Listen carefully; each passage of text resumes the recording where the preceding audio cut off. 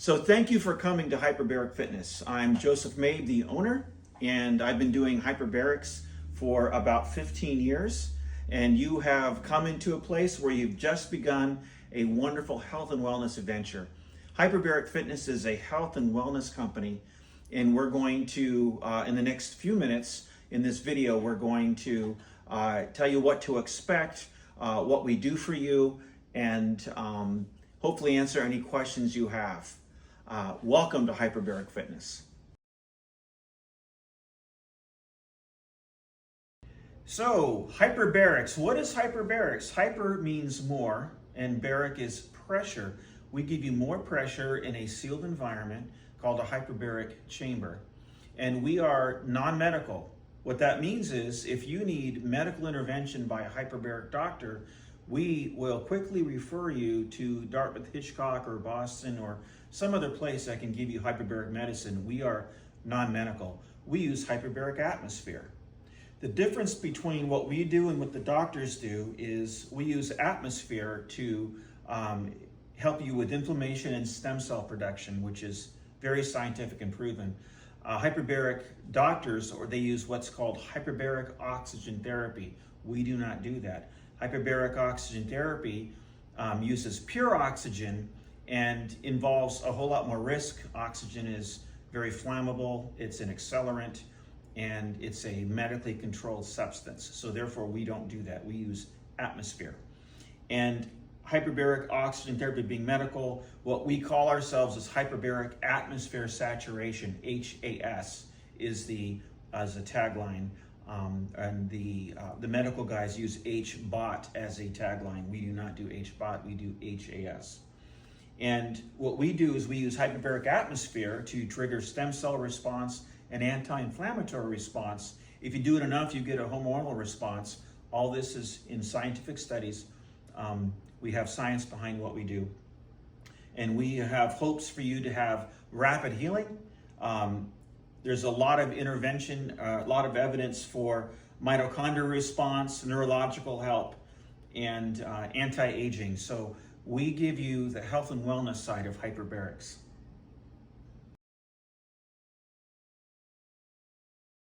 So at Hyperbaric Fitness, we want you to feel better and heal faster.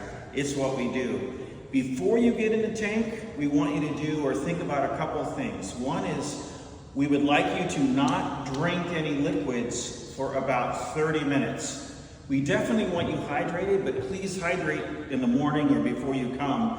Take about 30 minutes and don't drink anything, because when we get in hyperbaric chamber, there isn't a bathroom. And so we actually recommend that if you're over 50 or 45 and you have an issue with bladder or continent issues, go ahead and wear Depends. We need to talk about that because it's not a big deal. Probably a third of the people do just in case. But we want you to not drink water for about 30 minutes before you come. So you don't have to have bathroom issues, because when we uninflame you, all that inflammation, which is in water form, has to come out. So what goes in has to come out. We're going to be diving for about an hour and 5 minutes. And so you want to be able to go about an hour and 5 minutes. So that's how we do it. What you want to do is you want to, when you come, you take your cell phone out and you put your cell phone in the basket. And you also take your key fob for your car keys in the basket. The reason we do that is any kind of lithium battery, we just don't want in a hyperbaric chamber. Now ours is non-oxygen based. It is impossible to have an explosion, fire-based explosion. We've actually, safety-wise, we've actually lit candles in there and gone down under pressure and nothing bad happens. You do that in an oxygen chamber, you're gone. But we do that. So we just want all lithium batteries and anything electronic devices in the basket. And then anything that's a closed like a water bottle, it has to be open. You can bring water in, you can bring your tea and coffee in a mug, but if it's a double insulated Yeti cup or something, it's going to square, meaning, and I hope you like a square coffee mug, because it will be square. If it's a double insulated metal, it will crush in. All electronic devices inside. Hey, so we're going to take you inside the hyperbaric chamber so you can know what to expect. Come with me. You can see that we have a massive amount of seating and seats, and if you're a new person, we want you, when you come in, we want you to come and sit near the diver. I'm considered the captain of the ship, the diver, the dive master, the dive captain, a few different words. We want you to kind of sit with us so that we can help you adjust your ears. When you're in a hyperbaric chamber, the number one issue is comfort with your ears, because we increase pressure, and it doesn't have to be a bad experience. It could be an easy experience and a gentle experience. When you're driving up a mountain, or you're swimming in the ocean or in a pool, you're going to feel a pressure change on your ears. And some people adjust pressure easier than others, but everybody ultimately adjusts. So we're going to talk about your ears right now. So when you feel a little bit of pressure on your ears, what you want to do is you want to make them click or make noise. And you do that best by, first of all, by yawning. And some people can just yawn and they can hear the click. In fact, try it now while you're sitting in the office looking at this video. Try to click your ears. Now, most of you did.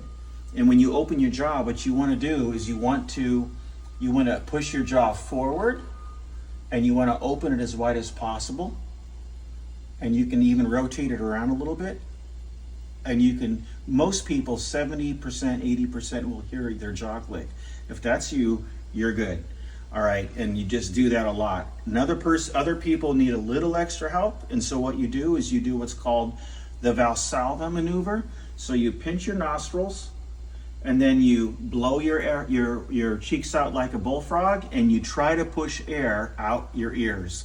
Not super hard, and air will not leave your ears, but unless you have a torn eardrum, then it could. But you want to do this. And you can roll your jaw around, and it's some combination of that. So first, open your jaw really wide. Ah, you can say ah. And then make the bullfrog and the Valsalva maneuver. And that will get 90% of people. If that still doesn't do it, and you have one particular ear that just won't click or go, as we say, then what you do, if it's your right ear, you tilt your left ear down to the floor, and by doing so, it pulls some of the moisture, because we're dealing with physics. Gravity will pull some of that moisture off your eardrum, and then it's easier to try to push air out. You close your eyes, you relax, you think about pushing air out, and then it will click. Half the people will then have that ear clear. As part of the dive, we're going to give you gum to chew, because when you swallow, it just happens normally. Another way of clearing your ears is to pretend you're a baby. I know it looks funny, we're adults, but we have kids in here all the time, honestly. So you take your thumb, you suck it, and you're pulling. Think about pulling your jaw forward and then pushing, and then you blow. So some people clear really simply by just doing the thumb and going, so you push and pull, then your ear clears. So chewing gum, swallowing, Valsalva maneuver. The most important thing to do, though, is do not skip the ear issue, because the ear issue will make you enjoy it or not want to come back. And we want you to have a great experience. Some gentlemen they have a machismo thing going on. They have to be the guy and be strong. Let me explain to you that your eardrums do not care how strong you are or how much pain you can take. Your eardrums are very important to us. If they do, quote, rupture or have a small tear, what that means is you're going to get a little tiny hole at the bottom of your eardrum primarily, because we don't go deep and quick. And it's going to be uncomfortable for a day or two, and we don't want you to have that. When you're diving and you're brand new, or you're a regular and you've had a cold, that's going to affect you too. So if you've had a bad cold and your ears are all plugged up, your sinuses are plugged up, just come dive a different day. Don't try to do it. So scuba divers, which I am and all of our staff are, we don't go diving when we have a cold. Now, that's not true for me, because I've been doing this so often. I can clear with a complete head cold, but we don't want to share the wealth. So If you have a bad cold, do not come. If you have bad sinuses, postpone the dive for another day. One of the big problems with clearing our ears and people having issues with their ears is they're concerned because all these people, look at all these seats. All these seats full of people, you might be thinking, oh no, it's just me. I'm gonna slow the dive down. People are gonna be mad at me, or I can't tell the dive captain. No, listen, you're the most important person. Out of all these people, you are the most important person. And with our diving, we actually give ourselves an extra half hour so that we can take as long as we want with anybody. And at some point, if you end up doing 30 dives or 15 dives, and then once a week to maintain your stem cell and your health and your youth and maintain your physique, which is what we want, if you're doing that, I promise you at some point, you are gonna have some kind of ear problem. A minor cold, you might have an allergy because we got pollen in May or June like we have now. And everybody has a time where they are the slowest person to adjust. So we actually build our entire dive around having to go extra slow for any person. So it's all part of the process. Make sure if you have an ear problem, and this is how you do it. You tap the person, you tap the diver, or you say, hey, diver Joe, and you point to your ear. Do just this. Point to your ear. This means, hey, this ear doesn't adjust. Or if both of them, you go, hey, this means my ears are not adjusting. And the only thing that diver is going to do, we get here and we halt the dive just temporarily until you adjust. We might bounce. We do little ear push-ups. We relieve some pressure and go up, and then we increase the pressure. And we just kind of bounce around, just like you're scuba diving, going across the bottom of the ocean. It's not all level. And as you go up and down, your ears get it and they click, they just open. So we'll take the time to make sure that your ears are fine. And we have, like I said, an extra half hour all the time in the world. We'll clear those ears. If for whatever reason you do not clear, we're gonna know that within probably 8 to 10 feet of going down. And at that point, we can let anybody out who feels like they got to get out. If there's any point where you either feel claustrophobic or you feel like you just got to get out or your ears aren't clearing, we have plenty of time to have a regular dive after letting that person or you out. So no worries.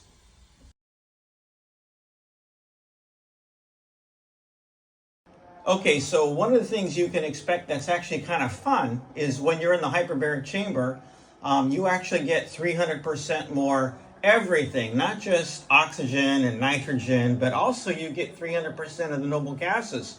One of those noble gases is called helium. And we know what helium does. It makes you sound like Donald Duck. Well, if you notice, right now, my voice is probably 3/4 of an octave higher than normal.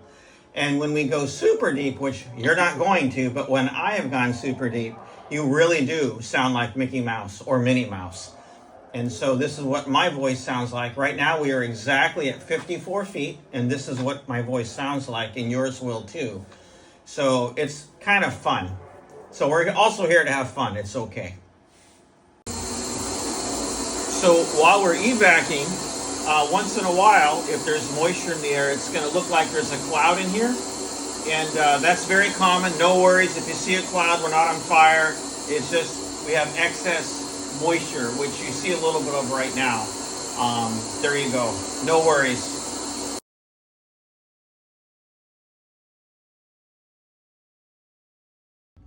So you might have a question. How many sessions do I do? What can I expect? How long till I feel better or do better? Listen, every human being is completely different. We have had one session miracles. We've had people come in and say, wow, all this happened.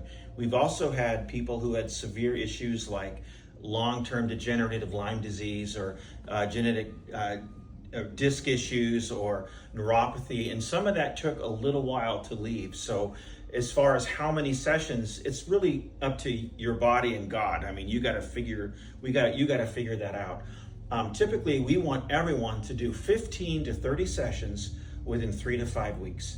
There's some science behind that. When you do dive sessions in a row, your body is much quicker to adjust to a higher stem cell count and maintain that over time. So for the average person, we'd like you to come at least 15 times in 3 to 5 weeks, and then come once a week for a time until you figure out your own health and wellness schedule. We believe that hyperbaric fitness should be in everybody's life who takes their health very seriously, because stem cells are great, anti-inflammatory response is great, and we all want to think clearer, live longer. We want our telomeres to grow. That's another issue. We want our telomeres to be restored to their full length, and that does happen in hyperbaric chambers, proven. And so everybody should always come, but how often should you? 15 minimum in 3 to 5 weeks, and then afterwards we try to get people on a schedule once a week. We have some people come every 2 weeks, but you're better off to come once a week. Consider this your gymnasium. We really want to be your hyperbaric gym, where you de-stress your body and everything is good. So more about stem cells.